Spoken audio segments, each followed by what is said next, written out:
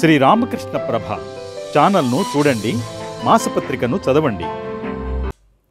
ఓం శ్రీ రామకృష్ణాయ నమః. శ్రీ రామకృష్ణ ప్రభ YouTube channel ప్రేక్షకులందరికీ కూడా ముందుగా నా శుభాభివందనాలు. ఈరోజు మనం ప్రసంగించుకోబోయే అంశం గీతా జయంతి. గీత అనగానే మనకు ఏ వశిష్ఠ గీతో, శివగీతో, లేక గురుగీత ఇత్యాదులు చాలా ఉన్నాయి శాస్త్రాల్లో. అవి గుర్తురావు. మనకి గుర్తు వచ్చేది భగవంతుడు, పరమాత్ముడు అయిన ఆ శ్రీకృష్ణుడు నరుడు అయి తాత్కాలిక అజ్ఞానంలో ఉన్న పార్థుడికి, మనందరికీ ప్రతినిధి ఆయన. అటువంటి అర్జునుడు అజ్ఞానంలో తాత్కాలికంగా పడిపోయినప్పుడు ఆయన్ని అందులో నుండి బయటికి తీసుకురావాలని ఆ పరమాత్మ చేసిన బోధ భగవద్గీత. ఇది ఏ రోజు ఆవిర్భవించింది అంటే శ్రీకృష్ణుడు ఏ రోజున ఈ గీతా బోధను అర్జునుడికి చేశాడు అంటే మార్గశిర శుద్ధ ఏకాదశి నాడు. ఈ రోజుని మనం గీతా జయంతి అని వ్యవహరిస్తాం. ఈ గీతా జయంతి ఎంత ముఖ్యమైన, మనకి పుణ్యప్రదమైన తిథి అంటే ఈ రోజున ఆచరించే ఏ చిన్న పూజనమైనా, తర్వాత వ్రతమైనా అది అధిక ఫలాలను ఇస్తుంది. ఇటువంటి ఈ గీతా జయంతి రోజున మనం సాధారణంగా గురువులు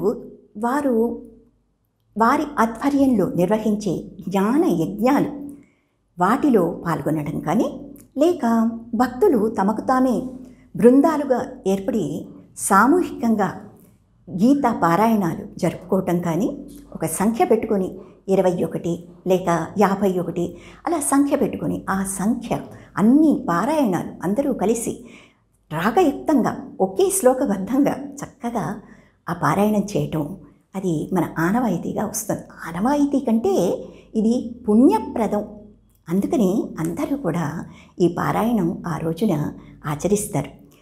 ఇవి సామూహిక లేదా గురు ఆధ్వర్యంలో పారాయణలు మనకు అవి సాధ్యం కాకపోతే వ్యక్తిగతంగా ఇంట్లో భక్తియుతంగా పారాయణ చేసుకుంటే చాలు, ఆ ఫలితం లభిస్తుంది. ఈ గీతా పారాయణం ఎంత గొప్పదంటే సాక్షాత్తు పరమాత్ముడైన శ్రీకృష్ణుడే గీతా జ్ఞానముపాశ్రిత్య త్రీన్ లోకాన్ పాలయామ్యహం అని అంటాడు. గీతామహత్యం చెప్తూ ఈ గీతా జ్ఞానాన్ని, దీన్ని నేను ఆశ్రయించుకుని 3 లోకాలని కూడా పాలిస్తున్నాను అర్జున అంటాడు. అంతేగాక గీత మే చోత్తమం గృహం, గీత నా యొక్క ఉత్తమ గృహం. ఈ వైకుంఠం కాదు నిజమైన గృహం. ఆయనకి భక్తులు ఎక్కడ పారాయణ చేస్తూ ఉంటే అక్కడ వారు ముందర పెట్టుకుని చదువుతున్న ఆ గ్రంథంలో ఆయన నివసిస్తాడు. అది ఆయన మనకిచ్చిన ఆశ్వాసన. ఎక్కడ గీతా పారాయణం జరుగుతూ ఉంటుందో అక్కడికి శ్రీకృష్ణుడు భక్త బృంద సమేతంగా ప్రహ్లాదుడు, ఉద్ధవుడు, ధ్రువుడు ఆదిగా గల భక్తులతోటి, తర్వాత పరాశర, వ్యాసాది మహర్షులతోటి, దేవతలు, ఋషి గణాలతోటి అక్కడికి చేరి ఆ పారాయణాన్ని సంతోషంగా శ్రవణం చేస్తూ ఉంటాడు. కనుక ఈ పారాయణం చాలా ఫలప్రదం. అట్టి పారాయణం అందరం చేసుకోవాలి. ఇకపోతే అర్జునుడికి శ్రీకృష్ణుడు ఈ గీతా శాస్త్రం ఎందుకు చెప్పాల్సి వచ్చింది? ఎందుకంటే ఇక్కడ మనం ఆ ధర్మక్షేత్రమైన కురుక్షేత్రానికి వెళ్ళాలి. ధర్మక్షేత్రే కురుక్షేత్రే సమవేతాయుత్సవ మామకః పాండవశ్చైవ కిమకుర్వత సంజయ అంటే సంజయుని ధృతరాష్ట్రుడు అడుగుతున్నట్టుగా ఈ భగవద్గీత మొదలవుతుంది. ఆ ధర్మక్షేత్రమైన కురుక్షేత్రంలో అర్జునుడు శ్రీకృష్ణుడికి, తన పార్థసారథి ఆయన అటువంటి ఆ మహాత్ముణ్ణి, తన రథాన్ని ఈ ఇరు సైన్యాల మధ్య ఒక అనుకూల ప్రదేశంలో చక్కగా అంతా కూడా తనకి కనిపించేటట్టుగా ఆ సైనికులందరూ కూడా, తర్వాత పరిస్థితులు అక్కడ ఏమిటి, యుద్ధ ఎవరు అశ్వారూఢులై ఉన్నారు, ఎవరు గజారూఢులై ఉన్నారు, అతిరథులెవరు, మహారథులెవరు, ఇవన్నీ తను సుస్పష్టంగా చూడగలిగే అనుకూల ప్రదేశంలో రథం నిలపమని అడగడం, శ్రీకృష్ణుడు అలాగే రథాన్ని ఒక చక్కటి ప్రదేశంలో అక్కడ ఆపడం, ఇది జరిగాక అర్జునుడు అంతా కూడా పరికించి చూశాడు చుట్టూ. క్షణం క్రితం ఎంతో ఉత్సాహంగా ఉన్నాడు ఆయన. యుద్ధం చెయ్యాలి, యుద్ధంలో గెలవాలి అని పట్టుదలతో వచ్చాడు. గాంధీవాన్ని ధరించి అస్త్రశస్త్రాలు అన్నీ కూడా అంబుల పొది అన్నీ పెట్టుకుని వచ్చాడు ఆయన. అటువంటి వాడు ఈ జనాన్నందరినీ తన అక్కడ ఎదురుగా ఉండే పరివారంలో తన స్వజనాన్ని చూశాడు అర్జునుడు. ఎందుకంటే కౌరవులు పాండవులు వీరు దాయాదులు, అన్నతమ్ముల పిల్లలు వాళ్ళు కనుక వీరి బంధువులే అక్కడ ఉండడం కూడా జరిగింది. దాంతో అర్జునుడు క్షణం క్రితం ఉత్సాహంగా ఉన్నవాడు ఉన్నట్లుండి ఒక విషాద సముద్రంలో, శోక సముద్రంలో మునిగిపోయాడు. ఆయనకు చేతులు కంపించడం మొదలుపెట్టాయి. గాంధీవం స్రంసతి హస్త్వా అంటాడు. అంటే కృష్ణుణ్ణి చూసి అంటున్నాడు, కృష్ణ ఇదేమిటి, ఇక్కడ నాకు అందరూ కూడా స్వజనమే కనిపిస్తున్నారు, మన పరివారమే కనిపిస్తుంది, బాంధవులు కనిపిస్తున్నారు. ఇటువంటి వారిని నాతోటి ఆడుకున్న స్నేహితులని, నాకు వరసకి పినతండ్రులు, తండ్రులు, మేనమామలు, మామలు, తాతలు, ఇటువంటి బంధుత్వాలు కలిగి ఉన్న వీరందరినీ నేను ఎలా వదిలించాలి? నాకు అది కుదరదు, నాకు అది సాధ్యం అనిపించట్లేదు. కనుక కృష్ణ, ఈ యుద్ధం మనం చేయకపోవటం మంచిది. నేను యుద్ధం చేయదలుచుకోలేదు. అంతేకాక ఈ యుద్ధంలో ఎంతోమంది పురుషులు చనిపోతారు. క్షత్రియులంతా కూడా ఇరుపక్షాల వారు కూడా వారు పరమగతిని పొందడం జరుగుతుంది. అటువంటప్పుడు కులక్షయం జరుగుతుంది. కులక్షయం జరిగినప్పుడు సనాతనమైన కులధర్మం నశిస్తుంది. ఆ సనాతనమైన కులధర్మం నశించినప్పుడు అధర్మం పెచ్చు పెరిగిపోతుంది. స్త్రీలు వేరే జాతి పురుషులను ఆశ్రయించి వర్ణసంకరం చేస్తారు. ఇవన్నీ అర్జునుడు తను ఊహించుకుంటున్నవన్నీ కృష్ణ పరమాత్మతో చెప్తున్నాడు. కులక్షయే ప్రణశ్యంతి కులధర్మా సనాతనాః ధర్మే నష్టే కులం కృష్ణ. అప్పుడు ఏమవుతుంది? అధర్మం వృద్ధి పొందుతుంది. దానికి ఫలితంగా వర్ణసంకరం ఏర్పడుతుంది. స్త్రీలు తమ పురుషులు వారు వీర స్వర్గం పొందారు కనుక వారు రక్షణ కోసం ఇతర కుల పురుషుల్ని ఆశ్రయించడం, వర్ణసంకరం ఏర్పడటం, తర్వాత పితృదేవతలందరూ లుప్త పిండోదక క్రియా, పిండోదకాలు కూడా ఎవరు పెట్టలేని స్థితిలో వాళ్ళకి ఆహారం కూడా దొరకని పరిస్థితి ఏర్పడుతుంది. ఇటువంటి పరిస్థితి మనం తీసుకురావాలా? ఈ దుర్యోధనాదులకు వాళ్లకు మిత్రద్రోహం అనే పాతకం అది తెలియటం లేదు, అది పాపం అని తెలియట్లేదు. అలాగే కులక్షయం జరుగుతుందని కూడా తెలిసి కూడా దానికి వాళ్ళు లక్ష్య పెట్టట్లేదు దాన్ని. అటువంటప్పుడు వారు ఏం చేసినా కూడా వారు చేసుకొని మనం ఎందుకు ఈ పాపకృత్యాలకి పాల్పడాలి? మనం అంటున్నాడు, కృష్ణుని కూడా కలుపుకున్నాడు అర్జునుడు. అందుకని కృష్ణ, ఇటు చూస్తే నాకు నా తాతగారు పితామహుడు కురువృద్ధుడు అయిన భీష్మాచార్యుల వారు కనిపిస్తున్నారు. ఆయన ఒడిలో నన్ను పెట్టుకుని లాలనగా లాలించి పాలించి పెంచాడు. ఆయన ఎన్నో గురువుగా కూడా ఎన్నో బోధలు చేశాడు ఆయన. ఇటు చూస్తే ద్రోణాచార్యుడు నాకు విలువిద్య, శస్త్రవిద్య, ఇతర అన్ని విద్యలు నేర్పించి పారంగతుణ్ణి చేశాడు ఆయన. ఇటువంటి గురువుల్ని, వృద్ధులని, పితామహుల్ని నేను ఎలా చంపాలి అని ఒక విధమైన అది అజ్ఞానమే అంటాడు కృష్ణుడు. అటువంటి శోకంలో మునిగిపోయాడు. ఒక మమకార పాశం ఆయన కట్టిపడివేసి అర్జునుడు నేను యుద్ధం చేయను అని వెనక్కి వెళ్ళి కూర్చుని గురువున హత్వాహి అంటాడు. నేను గురువుల్ని చంపను, అంతకంటే శ్రేయో భోక్తం భైక్ష్యం, భిక్షాన్నం అది తిని భుజించడం, అది భుజించి జీవించడం నాకు శ్రేయస్కరంగా కనిపిస్తుంది. కనుక నా కాంక్షే విజయం కృష్ణ నా చ రాజ్యం సుఖానిచ్చ కిం నో రాజ్యేన గోవింద కిం భోగైర్ జీవితేనమ. ఈ రక్తపాతం జరిగి ఈ రుద్ర ప్రవాహం ద్వారా మాకు సంక్రమించిన ఆ రాజ్యాన్ని మేము ఏ విధంగా దాన్ని ఏలుకొని సుఖపడగలుగుతాం, ఆ భోగాలు అనుభవించగలుగుతాం. కానీ నేను అందుకని యుద్ధం చేయదలుచుకోలేదు. అని ఆయన కృష్ణుడికి ఆయన ప్రార్థన చేశాడు యుద్ధం ఆపించమని. తరువాత కొంతసేపటి తర్వాత కృష్ణ నాకంతా అయోమయంగా ఉంది, ఇక నాకేమీ తోచటం లేదు, ఏమిటి ఏది ఒప్పు ఏది తప్పు అనేది కూడా నేను నిర్ధారించుకోలేకపోతున్నాను, కనుక నిన్ను ప్రార్థిస్తున్నాను. శిష్యస్తేహం, నీ శిష్యుణ్ణి నేను నీకు శరణాగతి చేస్తున్నాను. నాకు సరి అయిన పద్ధతి అది చెప్పు, నేను పాటించవలసిన సరి అయిన మార్గం నాకు చూపించు అన్నప్పుడు శ్రీకృష్ణుడు ఇక బోధన మొదలుపెట్టాడు. అంతదాకా ఉత్తిష్టంతు పార్థ అన్నాడు. లే యుద్ధం చేయాలి, నువ్వు ఇలా యుద్ధం మానటానికి వీల్లేదు అన్నాడు కృష్ణుడు. అంతేకాదు కస్మలమిదం విషమే సముపస్థితే, ఈ అజ్ఞానం ఇటువంటి పరిస్థితిలో నీకెక్కడి నుండి వచ్చిందయ్యా? కస్మలమిదం విషమే సముపస్థితే అనార్యజుష్టం, ఇది ఆర్యులు మెచ్చేది కాదు, మస్వర్గ్యం స్వర్గాన్ని ఇచ్చేది కాదు, అకీర్తికరం అర్జున, ఇది కీర్తిని కూడా నీకు తెచ్చిపెట్టదు, అపకీర్తిని తెచ్చిపెడుతుంది. పైన నువ్వు యుద్ధానికి భయపడి వెనుతిరిగావని, నీ సోదరులు కూడా భయపడ్డారని ఇలా నీకు అపకీర్తి వస్తుంది, కనుక యుద్ధం చేస్తే శ్రేయస్కరం అని కృష్ణుడు చెప్పాడు. తర్వాత ఎప్పుడైతే గురువుగా తనని భావించి తనకి మార్గం చూపమని బోధన చేయమని అడిగాడో అప్పుడు కృష్ణుడు పార్థసారథిగా ఆయన వ్యవహరిస్తున్నాడు. ఆయనకి గురువుగా మారి పార్థుడికి ఈ గీతా సారమంతా కూడా శాస్త్రమంతా కూడా ఉపదేశించడం జరిగింది. అటువంటి ఈ గీతా బోధనం పార్థుడికే కాదు మనందరికీ కూడా వర్తించేటట్టు, మానవుడి జీవిత లక్ష్యం, ఏకైక జీవిత లక్ష్యం ఏమిటి?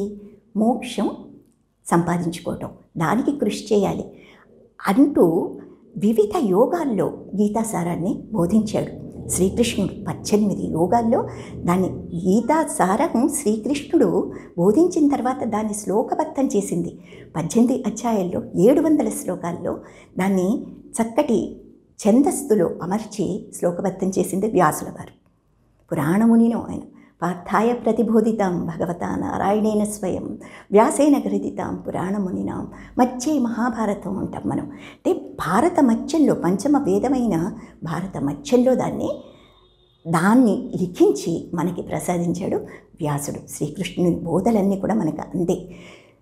అందుకే భగవద్గీత భారతీయులకు మాత్రమే కాదు ప్రామాణిక గ్రంథం. ఇప్పుడు ప్రపంచం అంతటా కూడా దాని మహత్యం తెలిసింది. అందరూ కూడా అందులో ఉండే ఆ సూత్రాలని ఆచరించే ప్రయత్నం చేస్తున్నారు. పాశ్చాత్యులు కూడా మనల్ని ఈ గ్రంథాన్ని అభినందిస్తారు అంటే అతిశయోక్తి కాదు. ఇటువంటి ఈ గ్రంథంలో యోగము అన్నాం మనం. 18 యోగాలు ఉన్నాయి. యోగము అంటే ఏమిటి? అది యుజ్ అనే ధాతువులోండి వచ్చింది. యుజ్ అంటే యోగము అంటే కలయిక. వేటి కలయిక?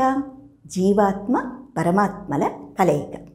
జీవాత్మ పరమాత్మను చేరుకోవాలి. అతని మీద ఉండే ఆ ఆత్మ మీద అంశగా, పరమాత్మ అంశగా మనలో ఉన్న ఆ ఆత్మని ఆవరించిన అజ్ఞానం తొలగిపోతే ఈ అంశ కూడా పరమాత్మలో చేరిపోతుంది.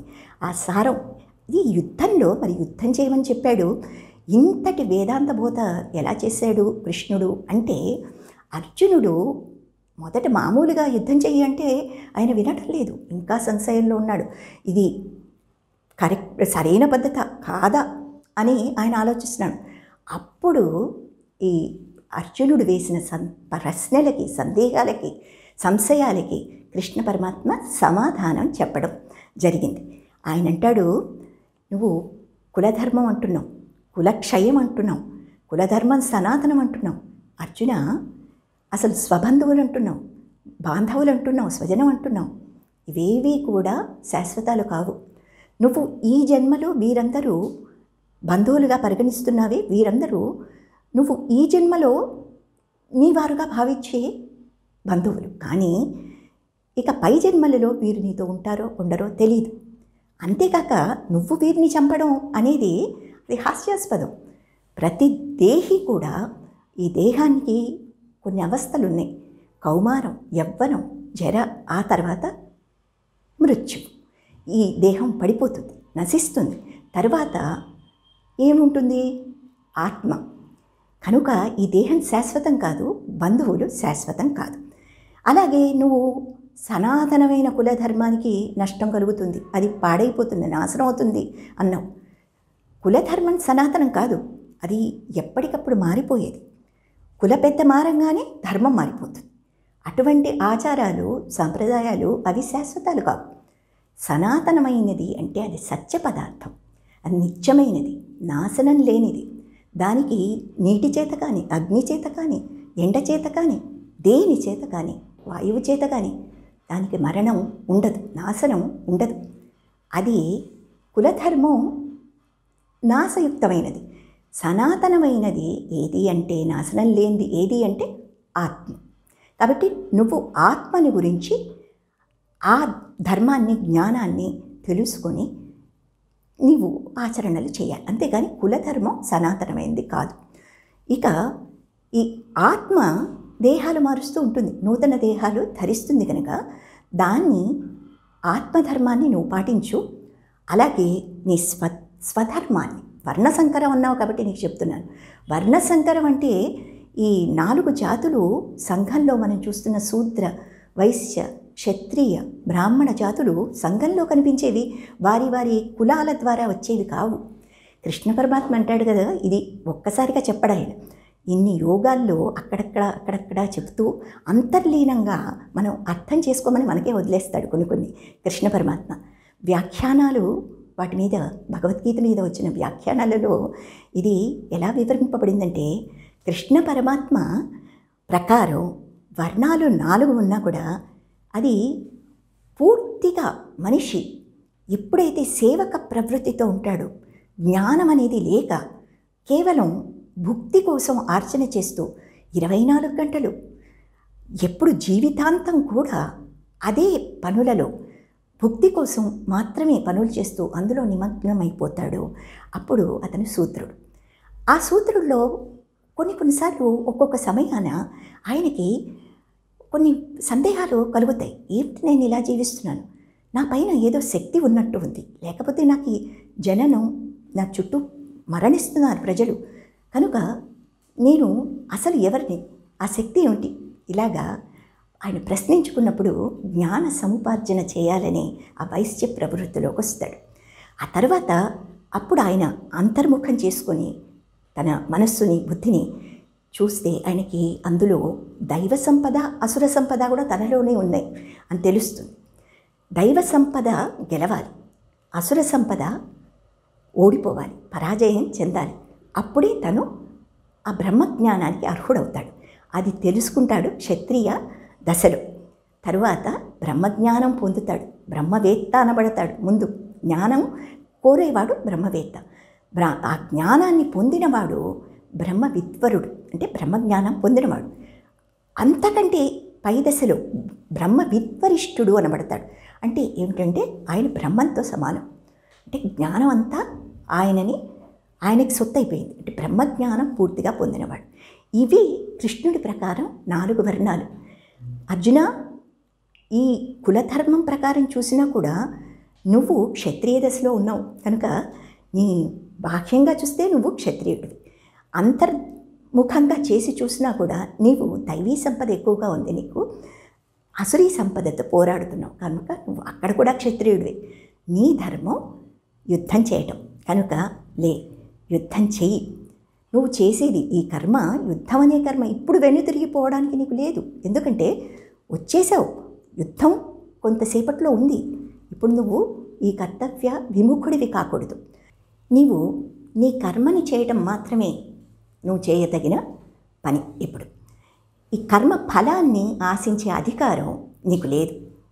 అలాగని కర్మను వదిలిపెట్టనకూడదు. సమత్వ బుద్ధితో దీనివల్ల లాభం వస్తుందా, నష్టం వస్తుందా అని చూడకుండా నీ బాధ్యతగా ఆ కర్మను నిర్వహించాలి అని ఈ విధంగా చక్కటి ఆచరణాయోగ్యమైన ఈ సూత్రాలన్నీ కూడా అర్జునుడికి కృష్ణుడు తెలిపాడు. కనుక ఈ గీతా జయంతి రోజున మనం అవన్నీ గుర్తు చేసుకుంటూ ఈ పారాయణం, భగవద్గీత పారాయణం అనే కార్యక్రమం చేస్తాం. ఈ నెల మార్గశిర మాసం, దీనిలో శుద్ధ ఏకాదశి దినం అతి త్వరలో ఉంది. ఆ రోజున మనం ఈ ఆచరణలన్నీ కూడా చేసుకుని గీతా గంగోదకం పీత్వా పునర్జన్మ న విద్యతే అంటాడు కృష్ణుడు. గీతా గంగోదకం పీత్వా పునర్జన్మ న విద్యతే. గీత అనే గంగని త్రాగిన వారికి పునర్జన్మ ఉండదు అని కృష్ణుడే ఆశ్వాసనిచ్చాడు కనుక ఈ ఆచరణలన్నీ మనం చేద్దాం, తరిద్దాం. సర్వేజన సుఖినో భవంతు. ఓం శాంతి శాంతి శాంతి.